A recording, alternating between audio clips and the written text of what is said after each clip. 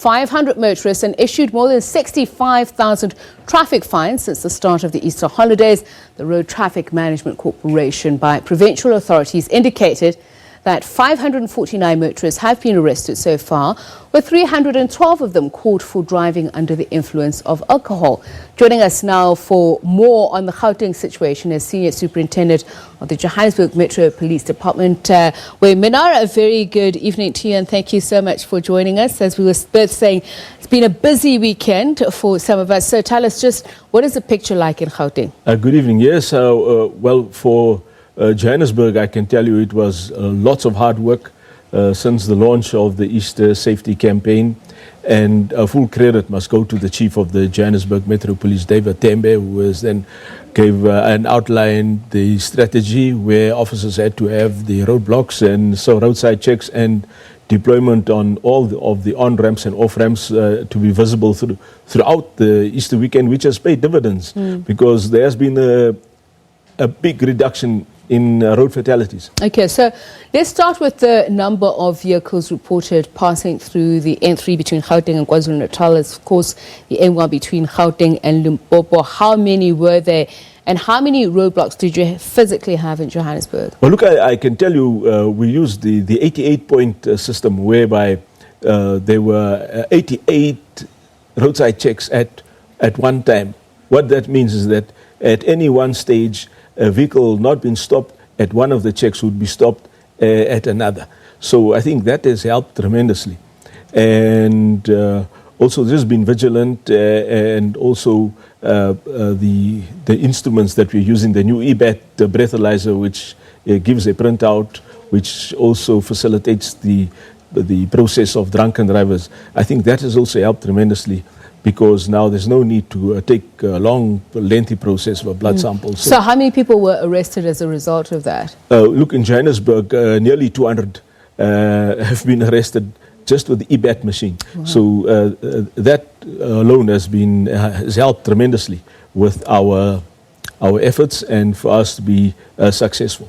And the highest recorded alcohol level? Yes, look, I know in the Johannesburg area, there was 0.9, but there's also been another reading which has to be confirmed at 2.64. That's nearly like more than 10 times over the legal limit. So that is extremely high. So let's talk about the death toll thus far in Gauteng. What has it been? Look, Johannesburg, not a single fatality involving a motor car, or two motor vehicles. There has been pedestrian deaths. 3, I'm told, which has been recorded to far south Loli and 1 near to Rosettenville. So we want to cross our fingers with still many people having to return. But how did those occur? Was it jaywalking? Yes, it was at night, and it's just unfortunate that it looks like there could be alcohol also involved.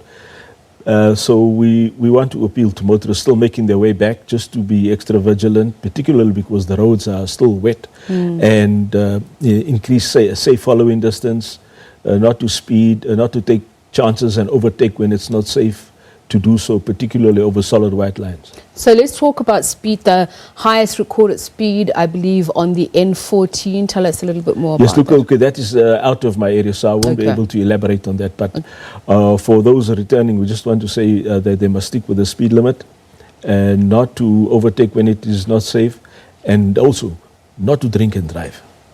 In Johannesburg, was there a high speed recorded beyond, say, 160 kilometers per hour? Not particularly. I think the deployment of the officers helped tremendously in getting people to be aware of road safety and to comply and stick within the speed limit. We did get those above the 120 speed zone, yes, but not excessively high. Okay. So you were obviously expecting an upsurge today as many holiday makers make their way back home.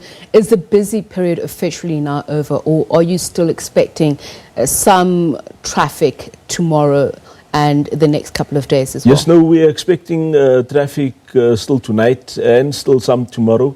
But right now, traffic volumes are starting to peak. So I need to reiterate this, Superintendent Minnaar. Are you saying in Johannesburg, no recorded motorist death. That's right, for a motor car accident. All right, thank you very much, Senior Superintendent of the Johannesburg Metro Police Department, Wayne Minaar.